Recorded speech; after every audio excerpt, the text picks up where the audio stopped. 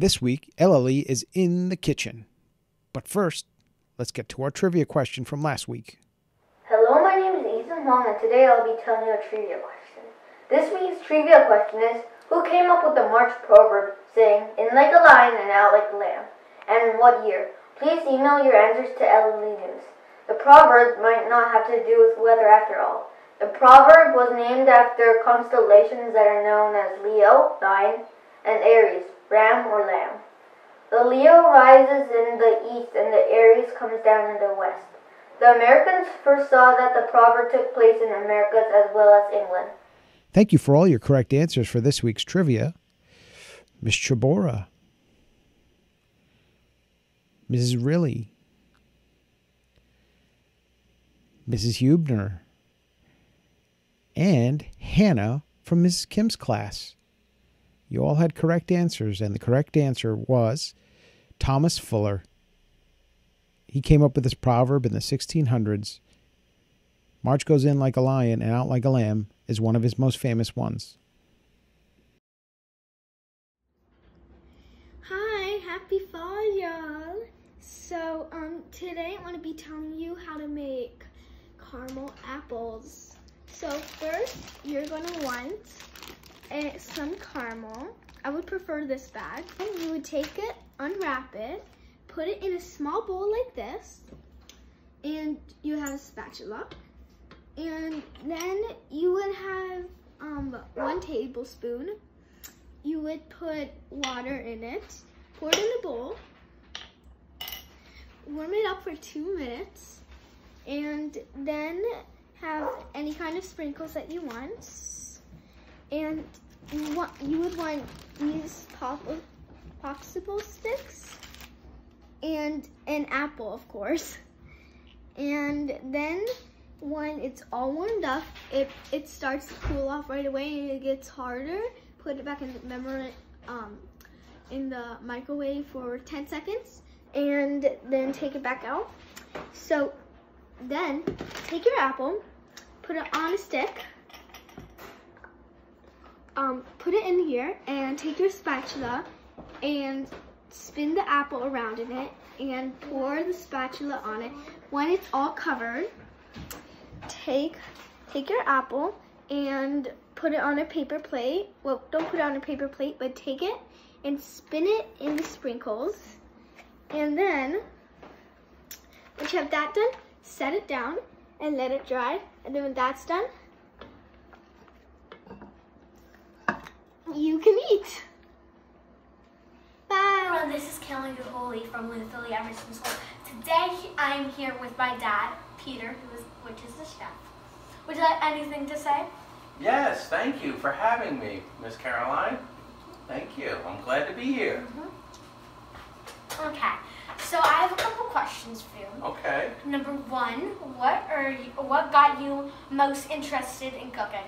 Well, that's a really good question. What got me most interested in cooking was the fact that when I was a young boy, I started making omelets with my mom in her kitchen.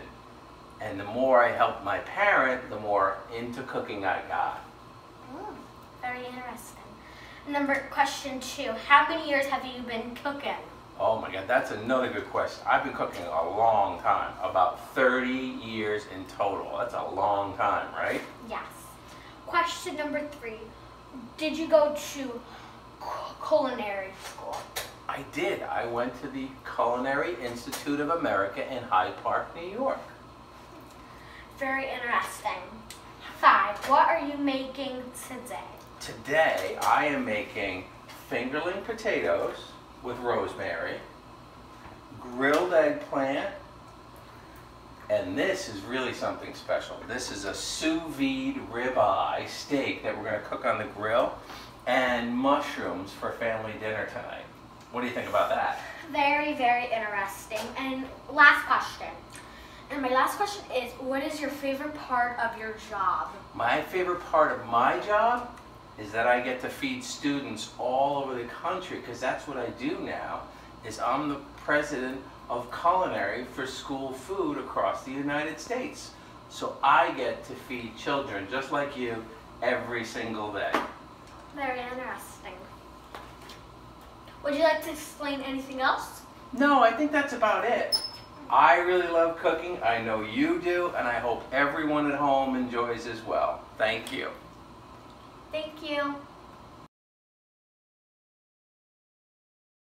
Show, and today I'll show you how to make pigs in a blanket. The ingredients I use are croissant rolls and hot dogs. Before prepping, you need to preset the oven to 375 degrees.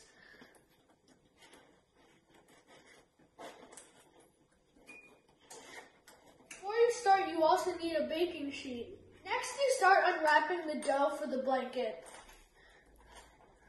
You have to be very careful that the dough doesn't rip. Like that. Separating the dough into the blanket shape. Make sure you wash your hands before touching the dough.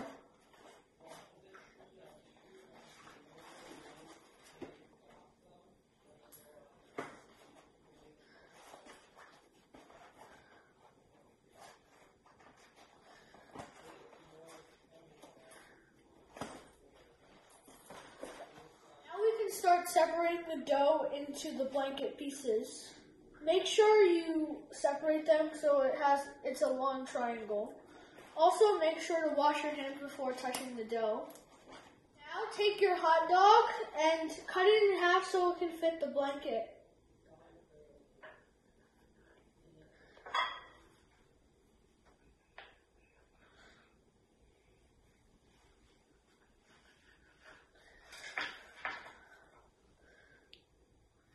Now you take your blanket and put it on the board.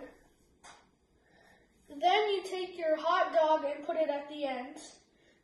And you wrap it up like a blanket. Like this.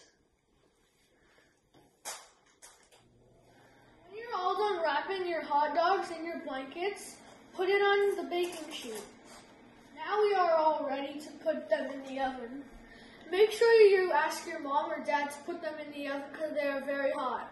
After you put them in the oven, make sure to put the timer at 10 minutes.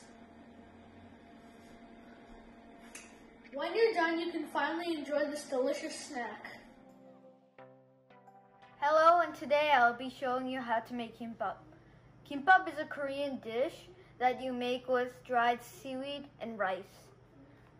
And you can put anything inside it. But today we're putting in tuna, cheese, kimchi, ham, and eggs. So first we're gonna mix the soy sauce and the salt.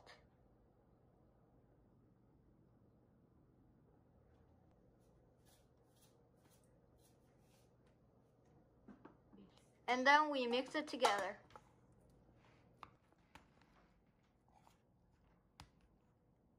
First, you take 2 slices of ham, fold them, and then slice them.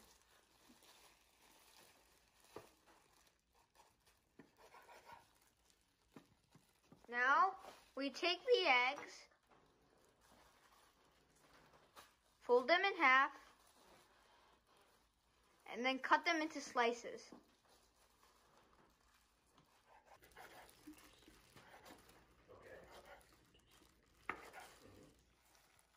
Now you take the cheese and then strip them into slices.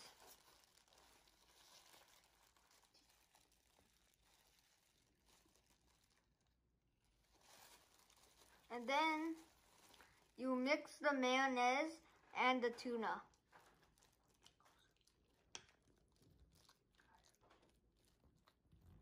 First, we put the roller down. Then you put the dried seaweed,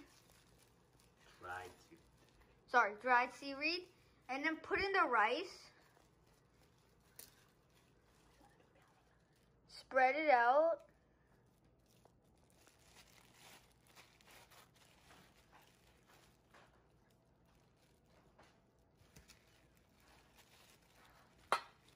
And make sure to do it on only one side. And then we put slices of egg on the rice, and we also put ham. And then put the tuna mixed with the mayonnaise.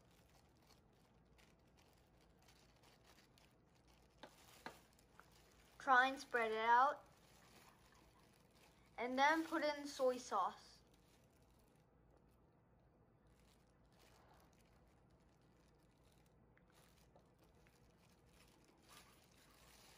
And then you roll it up. Oh yeah, and sorry, put in the cheese too.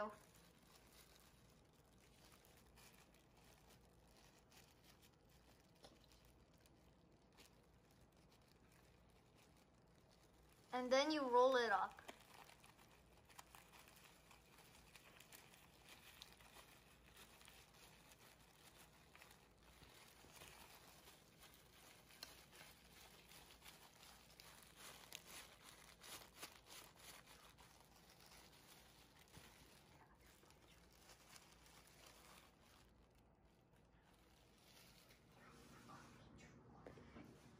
And that's how you make kimbap. Let me try.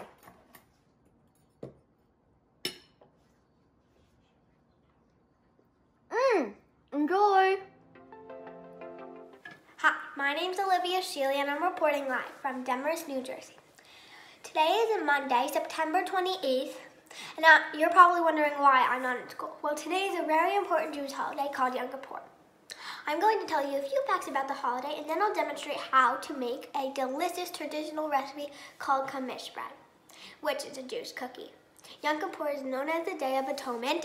It lasts 25 hours. During this period, Jews ask God to forgive them for all their sins. People fast on this day, and some go to synagogue. Even though people can't eat, Yom Kippur is still a happy holiday, because it's about forgiveness and improving your behavior. At the end of the day, we break the fast and eat a ton of food and yummy desserts. Talking about food makes me so hungry. Let's get baking. These are some of the ingredients that we will be using. Chocolate chips, baking powder, sugar, vanilla, salt, cinnamon, and flour, and a big mixer. Next, in a medium bowl, whisk together flour, baking powder, salt, and cinnamon. Then, in an electric mixer, combine butter, sugar, eggs, and vanilla extract. Then add the dry ingredients into the wet ingredients. Then in the electric mixer, mix the wet ingredients. Then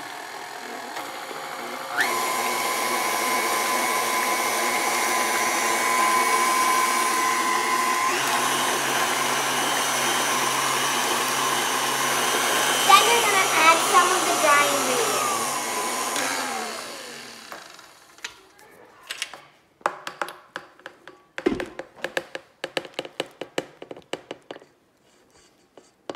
Once it looks like the dough is formed, next you're going to add my favorite part, the chocolate chips. It calls for 1 cup, but I like to add a little extra. Don't tell anybody. 1 cup and a little more.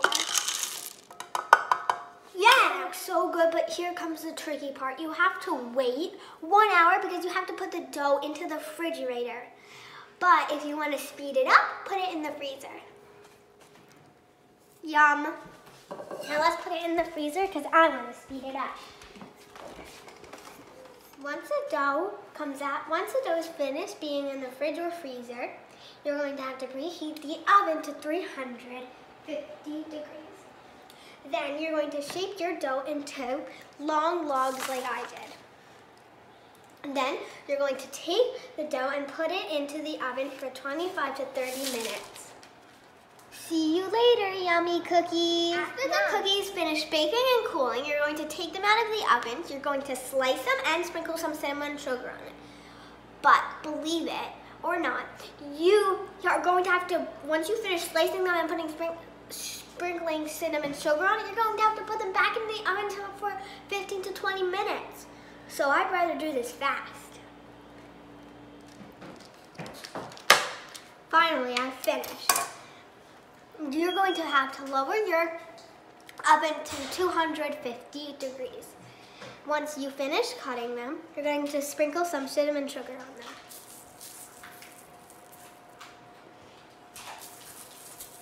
Toss Trust me, it's worth every step because these are the most delicious things I ever had. Back in the oven you go. Finally, they're done. Whether you celebrate the holidays or not, I know you can make these cookies anytime you want, and I know you'll love them just like me.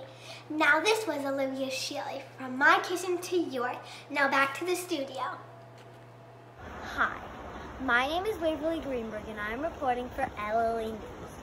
This summer, my family and I got a fire pit because we've been spending a lot more of our time outdoors.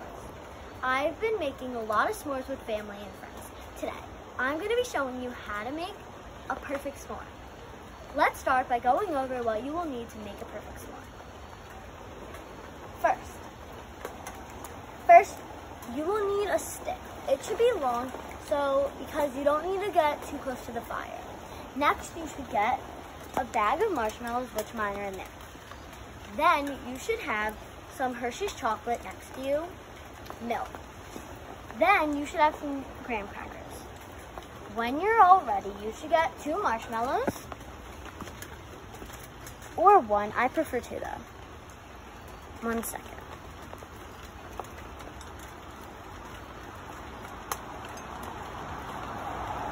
Okay, now you can make your marshmallow burnt or golden brown, but I prefer burnt because it has a better taste. My fire burns very fast, and that's what I like.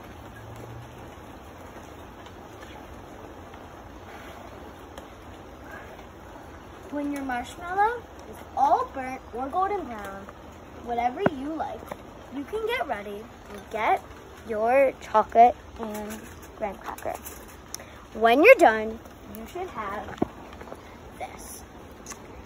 Now eat your delicious s'more, and I hope you enjoy eating this outdoors like I do. Yes, everyone's invited to come make s'mores with me. Bye! Hi, today we're making mashed potatoes. The first step is you have to peel the potatoes like this. Make sure you don't cut yourself, and an adult is supervising you. It can be really tricky. It can be really tricky.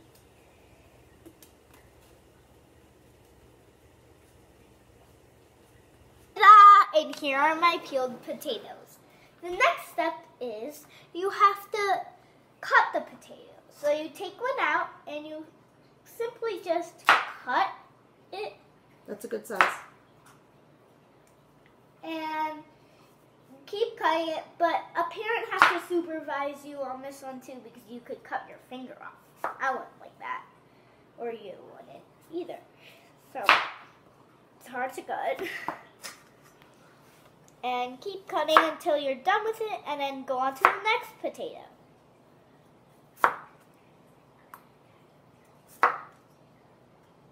Make sure you don't cut yourself. Ta-da! I cut all the potatoes.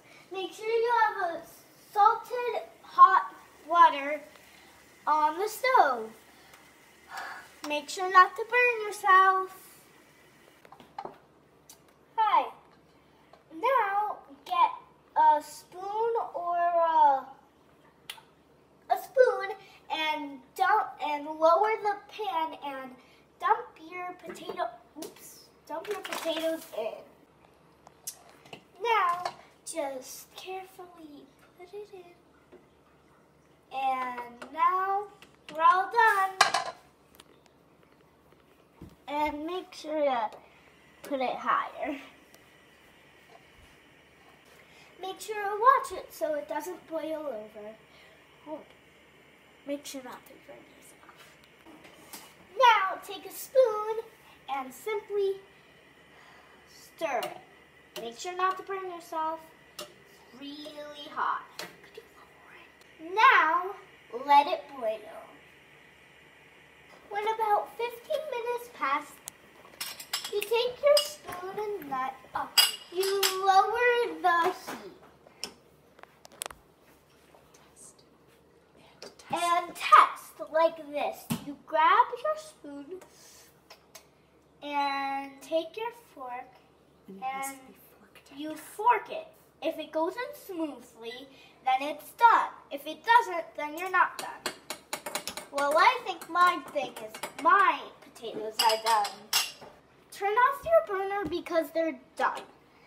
The next step is to take your spoon and simply take your potatoes and dump them in the bowl you had when you were peeling them. And just do that. Make sure not to burn yourself again because they are very hot. After you're done draining it, add 1 cup of milk and a tablespoon of butter. When you're adding the milk, be careful because it could splash all over. What I just did there. Now add the tablespoon of butter. Then take your masher and mash. It is very soft, so make sure don't mash it too hard. Because if you mash it too hard, then it could the milk could get out. And make sure don't pick your thing up in there because then milk would get all over the place. Mix it with a spoon and keep mashing like this.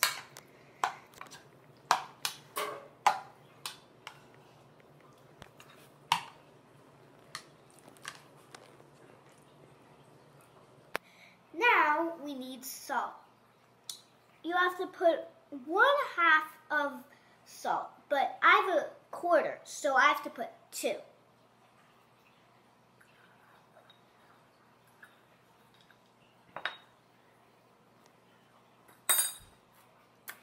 Now, mix.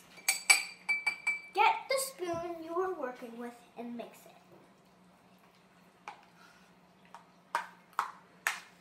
Very good.